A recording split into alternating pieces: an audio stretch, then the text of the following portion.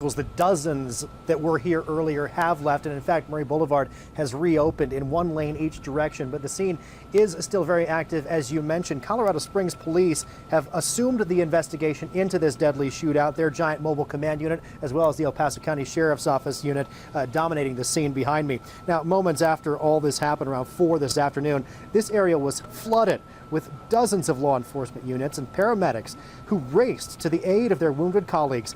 Detectives were working a stolen vehicle case when they began taking fire. They returned fire, hitting the gunman. Once it was determined the lone suspect was accounted for and indeed dead, the urgent matter of getting aid to the injured officer and deputies began. For people who happened to be nearby, it was a harrowing scene of gunfire, running, and screaming. One man who lives in the apartments where this happened describes what he saw.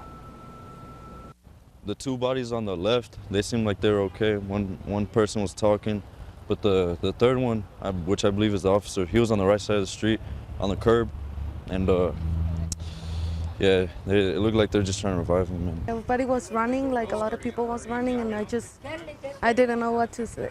I don't know who it was, but someone shot a person and on the side, and he fell on the floor, and then after that, I just seen the other guy just run.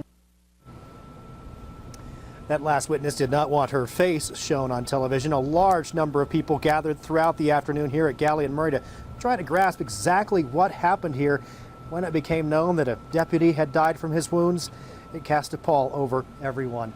Now back here live at the scene, it figures to be active for many hours, probably throughout the night into the morning. Again, Murray Boulevard has reopened in one lane each direction, and just moments ago witnessed a delivery of at least a dozen pizzas for the law enforcement officers who will continue processing and working this scene overnight tonight. They have a big task ahead of them, determining exactly who fired shots, from which direction, and at what timing. That is the complicating aspect of all of this. Always watching out for you, Colorado Springs. Zach Paxton, News 5.